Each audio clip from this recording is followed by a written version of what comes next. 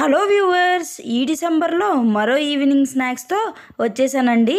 ఇంట్లో ఉన్న బేసిక్ ఇంగ్రీడియంట్స్తో శాండ్విచ్ ఎలా చేసుకోవాలో చూసేద్దామా. ఫస్ట్ 1 టమాటా, 1 క్యాప్సికమ్, 1 ఆనియన్ని కట్ చేసుకొని పక్కన పెట్టుకోవాలి. ఇంకా మన ఫేవరెట్ మిల్క్ బ్రెడ్, ఇది ఎలా చేయాలో నేను ఆల్రెడీ వీడియో చేసేసానండి, కింద డిస్క్రిప్షన్లో యాడ్ చేస్తా, చూసేయండి.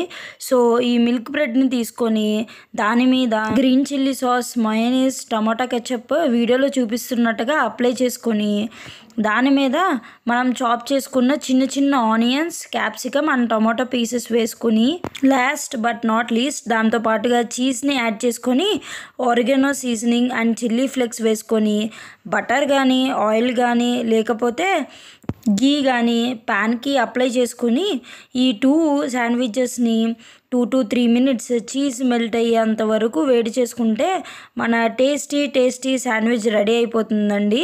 చాలా చాలా టేస్టీగా ఉంటుందండి, మస్ట్ ట్రై అని చెప్తాను.